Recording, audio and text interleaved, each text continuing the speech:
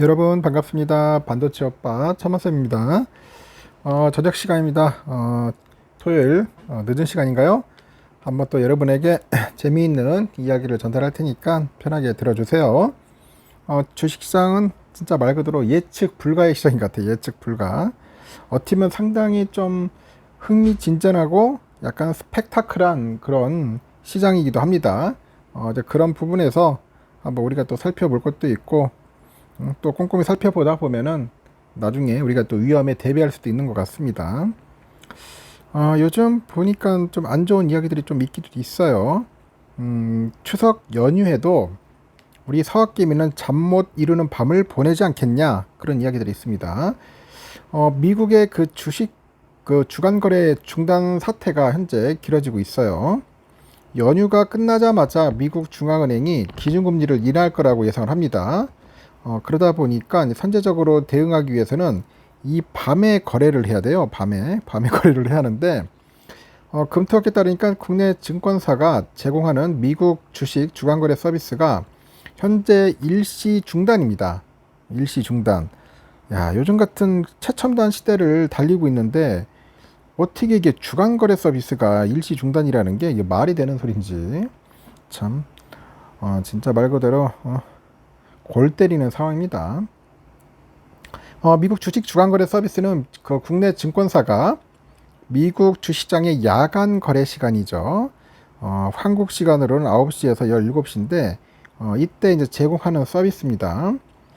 그래서 국내 19개 증권사 모두 미국 대체 거래소 블루오션을 통해서 해당 사업을 진행을 해요. 블루오션이 아닌 것 같고 거의 레드오션인데 거의 보니까 하는 짓은 이 블루오션이 지난달 5일에 그 거래 체결 시스템 장애로 오후 2시 45분 이후 체결된 거래를 일괄 취소한다고 공지를 합니다.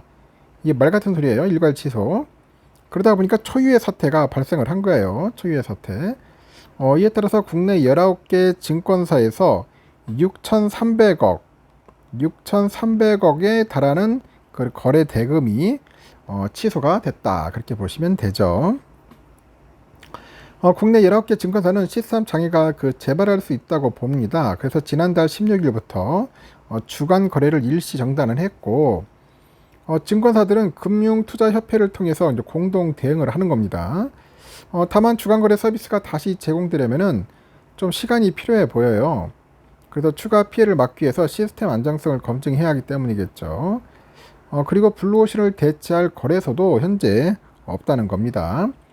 현재 한국 시간으로 주간에 거래할 수 있는 ATS는 뭐냐? 블루오션뿐이다 그런 거죠. 금투협 관계자도 그래요. 섣부르게 뭐 서비스 재개했다가 똑같은 문제가 발생하면은 국내 개미들, 투자자들 이제 피해가 더 커질 수 있다는 거야. 박살날 수 있어요 또. 그리고 블루오션 거래 대금 대부분이 이 한국에서 발생하기 때문이랍니다. 블루오션 주문량의 대부분은 한국과 미국의 그 개인 투자자들이 차지를 하고 있어요. 이 가운데 한국인 비중이 무려 70%입니다. 그만큼 한국 사람들이 많이 해. 미국 주식 투자를. 왜냐면 국내 주식 여러분들 하고 싶겠습니까? 하는지 보세요. 금투세 하나도 제대로 지금 못하고 해결 못하는데 온갖 편법, 위법, 나쁜 짓은 다 하는 동네가 제가 볼 때는 K 주식인 것 같아.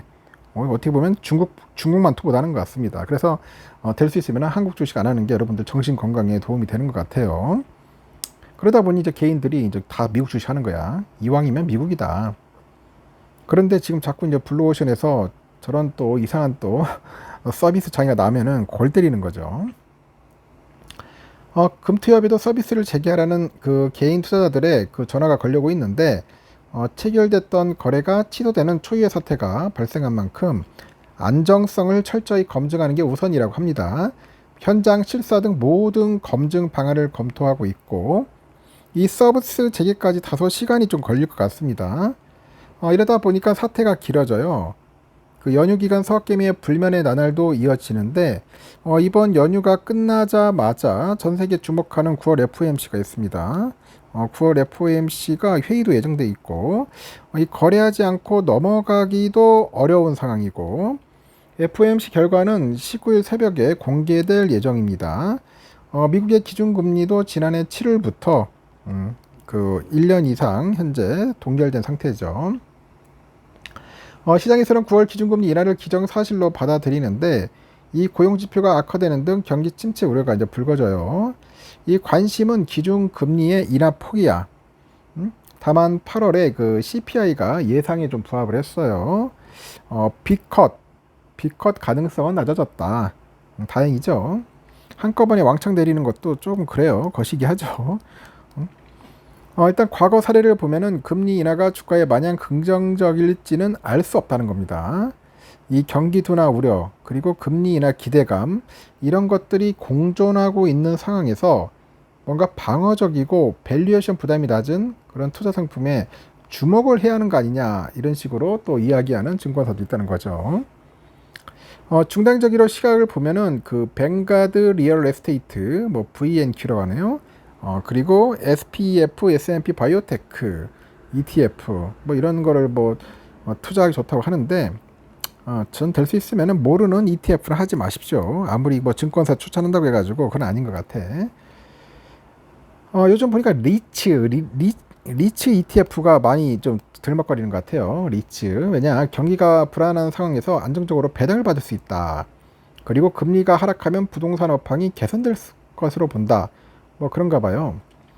그러다 보니까 이런 이야기가 있고 또 바이오테크에 관련된 ETF가 있어요. 금리 인하가 되면은 바이오 쪽이 뜬다. 그래서 바이오 ETF도 관심을 많이 갖는가 봅니다. 기미들.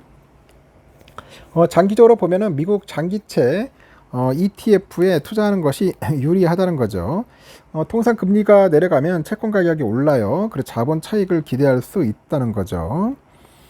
금리가 낮아지면은 채권의 이자율이 그 투자 매력이 높아지기 때문이겠죠.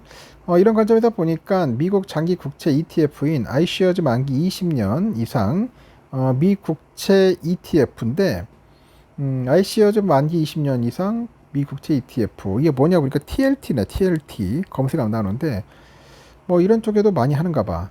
그래서 하여튼 그런 국채를 담고 있다는 겁니다. 이 채권형 ETF는 금리 방향성을 예측을 해서 시세 차익을 추구할 수 있다.